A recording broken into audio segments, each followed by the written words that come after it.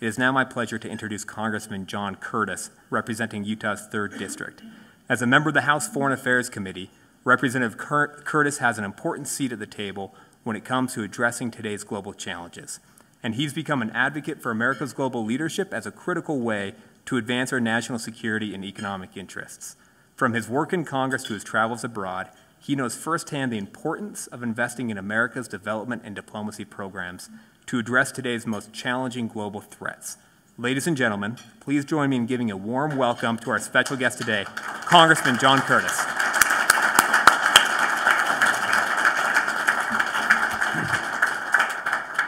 Thank you. Is this live? Can you hear? Oh, good. I am just delighted to be with you. I look around the room and see some of you that are just really good friends and some of you that I haven't had a chance to get to know. I come here this morning really excited to talk about this topic, but I have to give you just a slice of my life before I start, so you'll understand if I'm discombobulated or off cue or off pace, because the last 2.5 weeks, I have slept in 12 different beds. My wife is in Washington, D.C. I came home from Washington, D.C. last night. She'll come home tomorrow, and I leave Sunday to go back. And this morning I woke up, I own 4 electric razors. I couldn't find one of them. And I got to the office, and Lori had been so good after my last trip down to the southern part of our district to bring some of my things back, and there on my desk was my electric razor, one of my electric razors. So I shaved on the car on the way over here, and thus is my life. So you'll understand if I hit and miss a few areas. I wanted to start by talking about something extremely significant. We just had a 40-year anniversary that I think the world totally missed. I didn't hear it talked about anywhere. And that was that 40 years ago on April 2nd, Anwar Sadat, Mahatma Begin, and Jimmy Carter signed that legendary peace treaty. Now, what's significant about that is that Begin and Sadat hated each other. They wouldn't even be in the same room. And to conduct those talks, President Carter had to shuttle back and forth, inching just inch at a time to try to reach consensus with those two. But due to his efforts, he was actually able to do that. And 40 years ago, those 3 stood on the lawn of the White House, shook hands in a 3-person grasp, and changed that part of the world in a meaningful way. Interestingly, I was 19 years old at the time, living in Jerusalem, and staying actually in Galilee the day that was signed. It was night over there. And Syria had threatened to invade Israel if it was signed over the Golan Heights. And I remember as a young 19-year-old standing in Galilee looking at the Golan Heights, kind of wondering if Syria was coming in that night. And of course they didn't. But it shows you that we can do hard things. It shows you the power of diplomacy and how if we are patient and bipartisan and work together, we can do some really significant things. Well, serving in the House of Representatives is a unique experience. I get the responsibility of representing you and Utah's values back in Washington, D.C. We're a unique culture, very unique. And I frequently find myself telling my colleagues about Utah. We're #1 in volunteerism year after year after year. We're #1 in charitable giving. We're very thrifty. Probably the most thrifty of any people I know. I frequently tell people I think Utah gets painted as ultra-conservative, mostly because we're so thrifty, but I think we're quite moderate on many other issues. Well, I've had a chance as a young missionary for the Church of Jesus Christ of Latter-day Saints to live in Taiwan for 2 years. As a businessman, I've traveled the Middle East and Asia, and now serving on Foreign Affairs Committee. And the one thing that is absolutely certain to me through all of this is that global leadership matters. It's so imperative. One of the things that didn't come up, I think it came up in a little way, but I want to emphasize it. If we don't fill that role as a country, China will. In every country I have visited in the Middle East, in Africa, in Central America, and in South America, China has a presence, and they are trying to change who's leading around the world. And it's not the type of leadership that we want. They come in and they offer tremendous incentives to build infrastructure. They then foreclose on that infrastructure, and the ports, the seaports, the railroads become theirs. And it's not in America's best interest. Probably no person has said it better than General Mattis for his famous quote, "If you don't fund the State Department fully, then I need to buy more ammunition." And that is so true. That's another reason that we need to lead globally. You can look at this from a very selfish perspective. That 1%, I actually hate to talk about it being 1% of our budget, because it sounds like we're spending 1% of our budget on somebody else, and in my opinion, we're spending it on ourselves. We are saving far more money by spending that 1% than if we didn't spend it. We're actually saving, in my opinion, our men and women's lives who would otherwise have to fight battles if we weren't spending that money. Well, she mentioned that I'd had a chance to do some traveling, and I want to tell you a little bit about that. This last week I traveled to Colombia with a delegation. It was kind of interesting. I know we're nonpartisan here. There were 5 Democrats and 2 Republicans, and the other Republican left partway through the trip.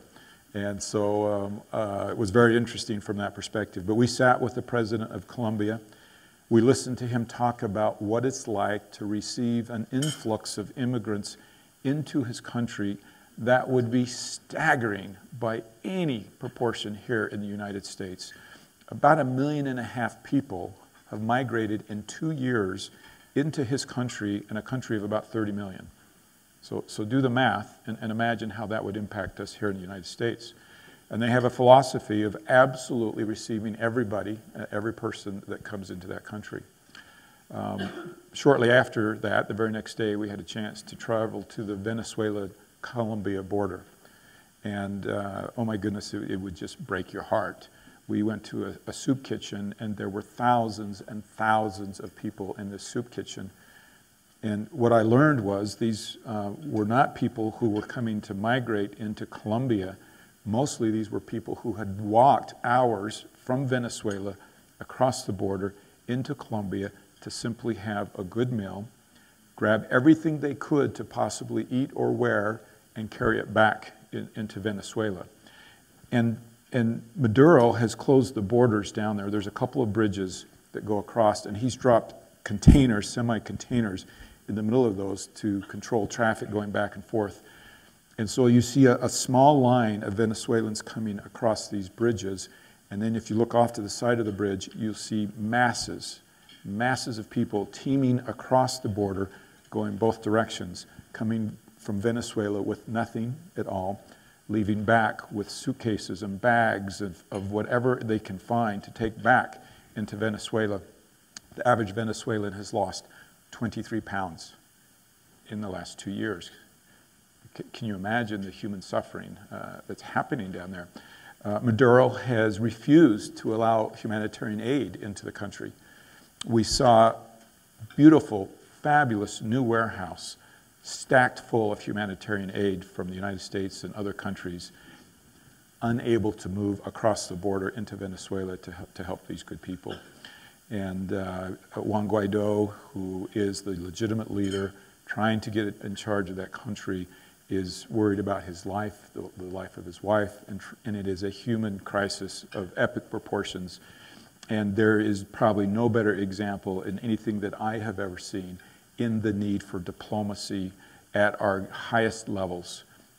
Not just the United States, but every country has got to come together and apply diplomacy, because if we don't, this doesn't end well. There's no possible good ending. Well, as interesting as that was, we left Colombia and went to El Salvador and had a chance to sit down with law enforcement, FBI, and listen to what they were doing to control MS-13 in the United States. And it would be mind-blowing to all of you to see what's happening in El Salvador, impacting us here in the United States with MS-13, and how it's run out of the prisons in El Salvador, impacting us right here. We also saw U.S. aid, how it has taken these young kids, and the gangs are out of control in El Salvador. I learned that there are neighborhoods, if you are from one of those neighborhoods, simply your ID alone condemns you as a gang member. And so if you're a youth from one of these neighborhoods, the police will ask to see your ID, and if the address belongs to one of these neighborhoods, they assume you're a gang member. If you're stopped by another gang member, they ask for your ID, and they assume you to be from another gang. And so the youth, literally, the one that I sat next to says, he was married, he was married and had a child. I don't leave my house. And when I leave to buy bread and milk, I go out, and I'm not sure if I'm ever coming back because I live in one of these neighborhoods. And I met him because he was in a training program from money on USAID that was training them in software programming. And they were training hundreds of these youth to be programmers with software. Now, imagine that. I've just met with the FBI and seen how they're using the money that we're using in these countries to protect us here in the United States. I've just met with these youth, and we've seen how the money is spent to keep them in El Salvador and keep them from wanting to migrate to the United States. And literally on our way to meet the president of El Salvador, we get the news that the president has cut off that aid to El Salvador. And we then arrived at our meeting with the president and had this discussion with the president. I was very impressed with him. He did not use the opportunity to complain. He did not use the opportunity to whine. He simply said, we must have the United States as a partner, and we must have help. And it's just too important. We've got to figure out a way to do this. And he acknowledged, as did the president of Colombia and the president of Mexico, that they really have no choice but to be a good partner of the United States and do everything they can to work with us to solve these very, very, very complex problems that we have with migration, with corruption, and everything, and starvation and everything that they're involved in. Well, we left El Salvador and went to the Juarez-El Paso border and saw the massive humanity that is there. And interestingly, as we were on our way to that stop, the president announced that he was closing the Mexican border. And later that afternoon, we had a meeting with the president of Mexico. I want you to know, likewise, much like the others we met, he did not complain a bit about the situation, the fact that the president had threatened to close the border. He simply said, our relationship with you is too important. We have to figure this out, and was very complimentary. Somebody in the group actually asked him how his relationship was with the president.